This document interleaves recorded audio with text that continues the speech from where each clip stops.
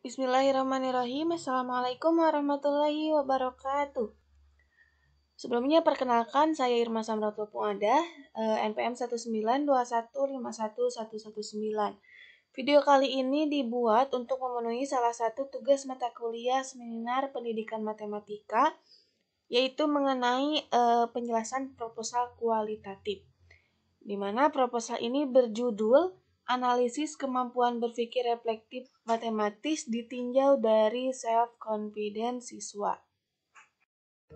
Latar belakang dari penelitian ini yaitu berpikir reflektif matematis merupakan salah satu proses berpikir yang diperlukan di dalam proses pemecahan masalah matematis. Proses belajar, meneliti, dan memecahkan masalah akan maksimal hasilnya apabila kemampuan berpikir reflektif seseorang cukup baik.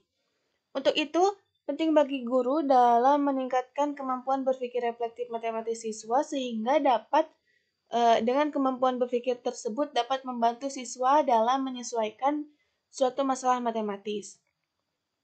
Selain kemampuan berpikir reflektif, terdapat aspek psikologis yang mempengaruhi hasil belajar siswa.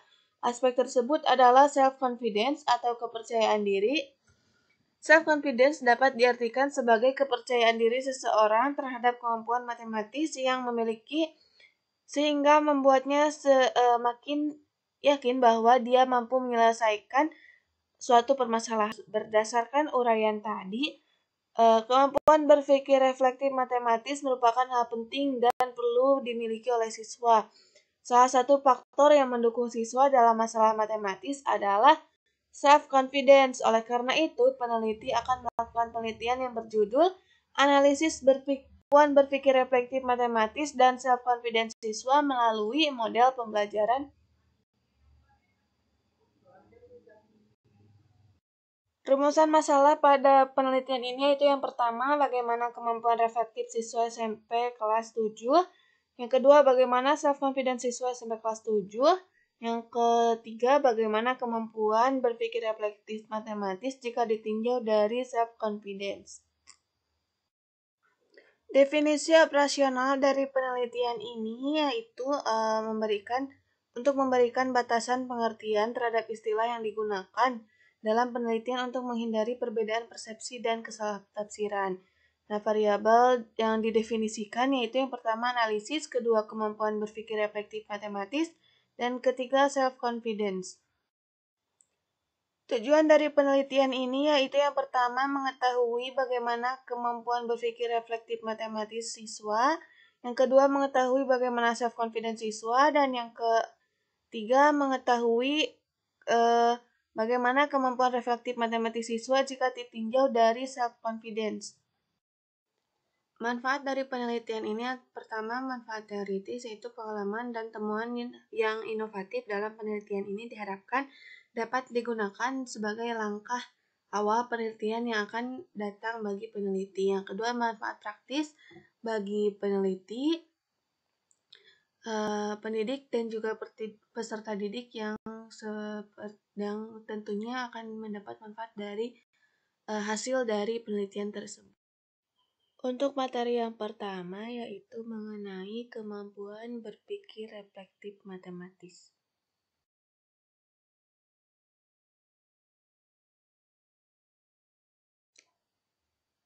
Definisi dari kemampuan berpikir reflektif menurut beberapa ahli, diantaranya menurut Dewey mendefinisikan berpikir reflektif yaitu sesuatu yang dilakukan dengan aktif, gigih, dan penuh pertimbangan, keyakinan didukung oleh alasan yang jelas, dan dapat membuat kesimpulan atau memutuskan sebuah solusi untuk masalah yang diberikan.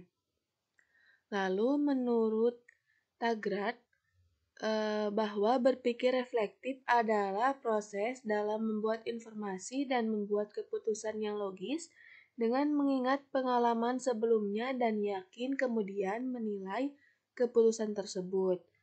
Lalu ada pendapat Nur mengemukakan bahwa berpikir reflektif adalah jenis pemikiran yang melibatkan pemecahan masalah, perumusan kesimpulan, memperhitungkan hal-hal yang berkaitan, dan membuat keputusan-keputusan di saat seseorang menggunakan keterampilan yang bermakna dan efektif untuk konteks tertentu.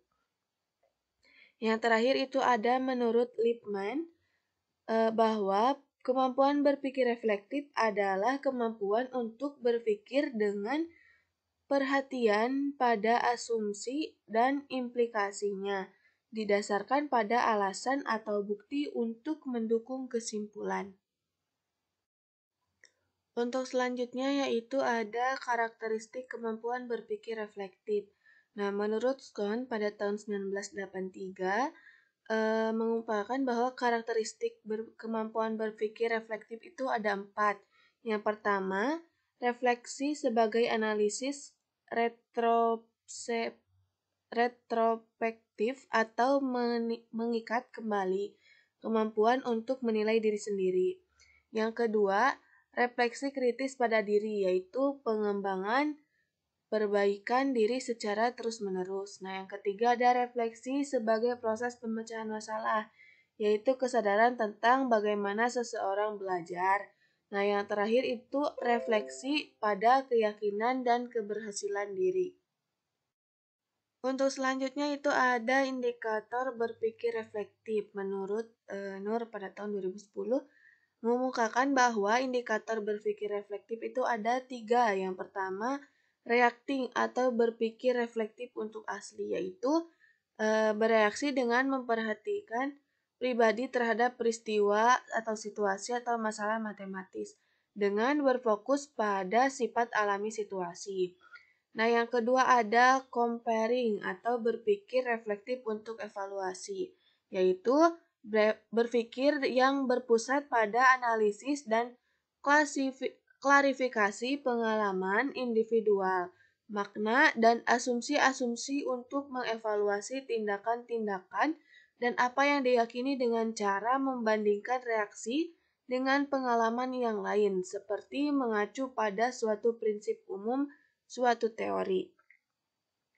Yang ketiga ada contemplating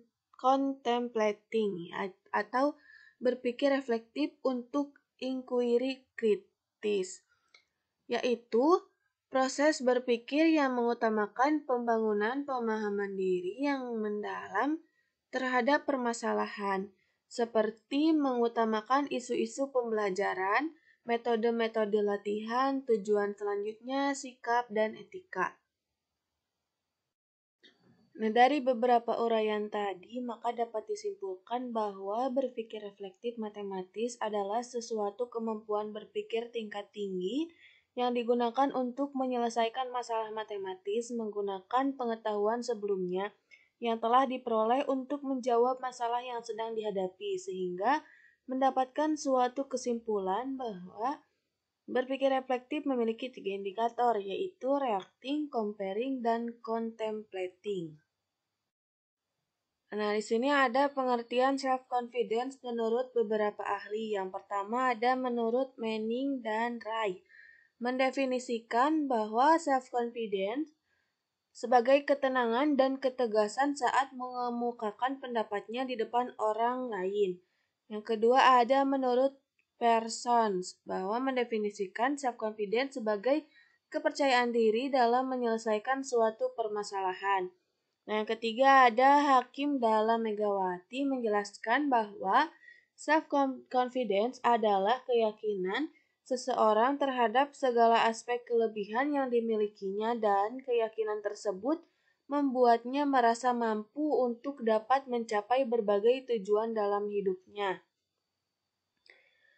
Nah, berdasarkan pendapat para ahli tadi dapat disimpulkan bahwa self-confidence adalah keyakinan diri seseorang akan kemampuan dan kelebihan yang dimilikinya sehingga membuatnya percaya dapat mencapai tujuan hidupnya.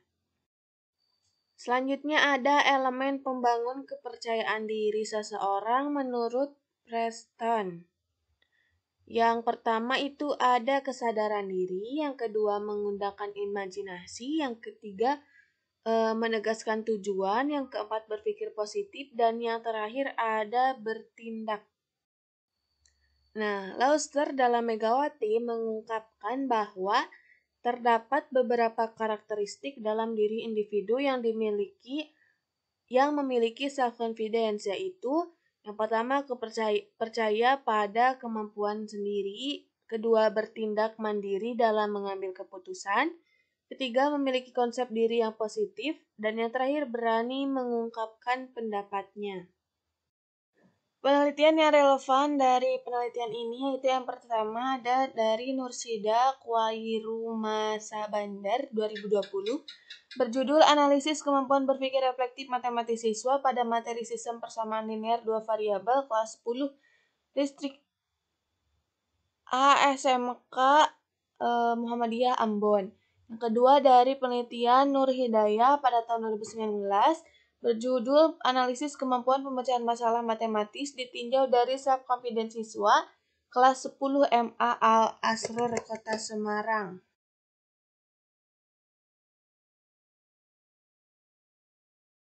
Metode penelitian yang digunakan dalam penelitian ini adalah penelitian kualitatif dengan pendekatan deskriptif. Nah, variabel penelitiannya itu terbagi dua, yaitu variabel bebas, yaitu self-confidence, dan variabel terikatnya kemampuan berpikir reflektif matematis. Nah, sumber data dari penelitian ini yaitu data dari siswa kelas 7 MTS Bayi Jantung. Teknik pengumpulan data penelitian ini menggunakan metode triangulasi melalui angket, tes tertulis, bentuk uraian, dan juga wawancara. Instrumen penelitian ini, instrumen bantu yang digunakan pada penelitian ini berupa tes, angket, dan juga wawancara sesuai dengan variabel dari penelitian ini. Lalu teknik analisis data yang pertama ada reduksi, kedua penyajian data, ketiga penarikan kesimpulan. Dan juga tempat dan waktu pelaksanaan penelitian di mana penelitian ini dilakukan pada bulan Maret sampai dengan Mei 2022 yang bertempat di MTS Bayi Jantung Ciamis.